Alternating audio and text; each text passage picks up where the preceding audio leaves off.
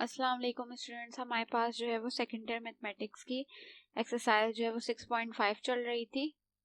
ठीक है, जिसमें हम जो पार्शियल फ्रैक्शन वाले क्वेश्चन कर रहे थे उसके ज़रिए से हम इंटीग्रेट कर रहे थे। उसका मेरे पास है क्वेश्चन नंबर 5। ठीक है, सबसे पहले मैंने क्वेश्चन ही उतार देना है। क्वेश्चन उतारने के बाद मैंने क्या काम किया है कि जो मेरा डिनोमिनेटर है, डिनोमिनेटर में से मैंने क्या लिया, एक्स कॉमन लिया है। तो एक्स कॉमन ले लिया, यहाँ क्या बच गया एक्स स्क्वायर, यहाँ से एक्स बाहर आ गया तो क्या बचा माइनस का 1 खाली। ठीक है, अब मेरे पास ये एक्स एज इट इज रहा।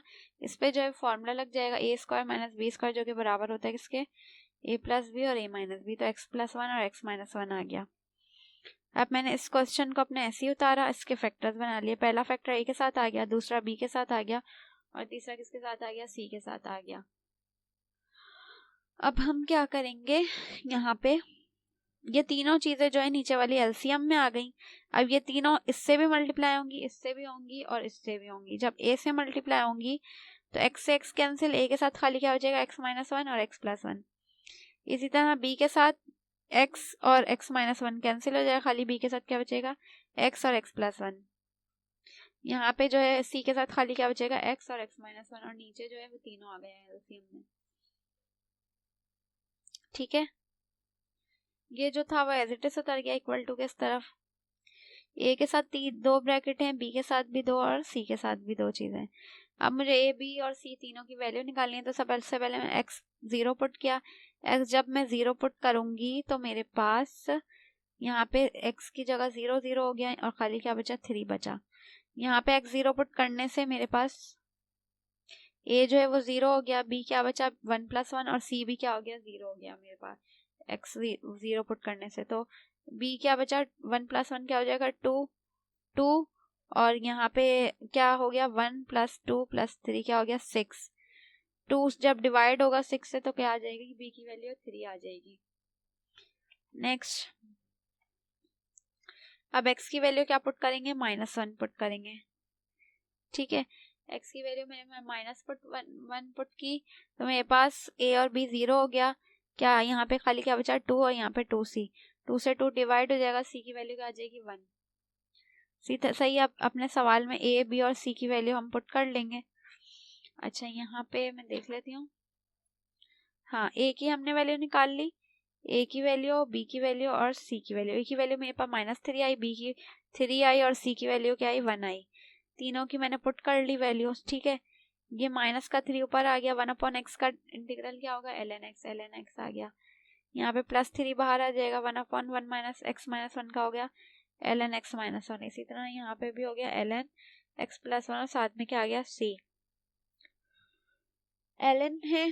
ठीक है, अब प्लस वाली वैल्यू ln में होती है तो उस मल्टीप्लाई में लिखते हैं। जैसे ये दोनों प्लस हो रहे हैं तो दोनों को मल्टीप्लाई में लिख दिया। ये माइनस की वैल्यू है ln की तो उसको डिवाइड में लिखा अपॉन में और प्लस c क्या आ गया, फाइनल आंसर आ गया। नेक्स्ट इसका क्वेश्चन है मेरे पास। क्वेश्चन उतारा हुआ है सबसे पहले मैंने। क्वेश्चन के बाद जो है वो अपना डिनोमिनेटर लिखा हुआ है, डिनोमिनेटर ये लिखा हुआ। ठीक है, एक्स स्क्वायर लिखा, यहाँ पे जो है मिडिल टर्म ब्रेक हुई है। 15 को हम जब यहाँ पे कुछ नहीं है, क्या है 1 है, 1 से जब मल्टीप्लाई करेंगे 15 1 का क्या होगा 15। तो मुझे दो ऐसे फैक्टर बनाने हैं जिनको मल्टीप्लाई करने पे 15 आया, प्लस माइनस करूँ तो 2 बने। तो 5 3 का 15 होता है, 5 3 में से 3 जाएंगे, क्या बचेगा 2 ही बचेगा। तो एक्स स्क्वायर आ गया -5x और 3x, बीच वाली टर्म ब्रेक हो गई, लास्ट में -15 ऐसे ही आ गया। इन दोनों में से कॉमन क्या निकल रहा है x, क्या बचा है x -5, इन दोनों में से कॉमन आ रहा है +3, क्या बचा x -5। सेम ब्रैकेट एक दफा उतार दिया और जो रिमेनिंग बचा उसको अगले ब्रैकेट में उतार दिया। तो ये मेरे पास डिनोमिनेटर क्या हो गया, सॉल्व हो गया। ये दो ब्रैकेट आ गए इसकी जगह तो इसकी जगह दो ब्रैकेट लिख दिए। 5 बाहर रहा तो ये हो गया 1/x - 5 x + 3। ठीक है, ये क्वेश्चन हमने ऐसे ही उतार दिया। फैक्टर्स बना लेंगे इसके, पहली वैल्यू को पहले फैक्टर के साथ, दूसरी को दूसरी के साथ लिखेंगे, फिर क्रॉस में मल्टीप्लाई किया हुआ ये एलसीएम हो गया और इन दोनों को नीचे साथ में उतार दिया। नीचे वाली टर्म इससे भी मल्टीप्लाई होगी, इससे भी होगी, तो ए के साथ खाली क्या बच जाएगा x + 3 और बी के साथ x - 5।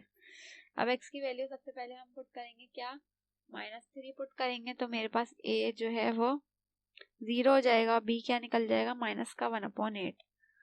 इसी तरह आप a की वैल्यू और x की वैल्यू हम क्या पुट करेंगे, 5 पुट करेंगे, तो मेरे पास b 0 हो जाएगा और a की वैल्यू क्या आ गई, 1/8। वैल्यूज हमने सवाल में पुट कर दी, a की भी और b की भी। यहाँ पे 5/8 आ गया, 1/x - 5 का इंटीग्रल ln x - 5 होगा, 1/x + 3 का इंटीग्रल ln x + 3 + c आ जाएगा। ठीक है, 5/8 दोनों में से कॉमन निकल गया, यहाँ पे बीच में माइनस से ln के, तो अपॉन में आ जाएंगे आंसर दोनों के, और प्लस c आ गया। तो इंशाल्लाह इसके आगे का क्वेश्चन अपनी नेक्स्ट वीडियो में कंटिन्यू करेंगे। इसका प्रैक्टिस क्वेश्चन जो आपको ग्रुप पे मिल जाएगा, साथ साथ प्रैक्टिस भी करते रहिएगा, और इंशाल्लाह यही क्वेश्चन जो है पेपर में भी आएंगे। अब तक लिए इतना ही, अल्लाह हाफिज।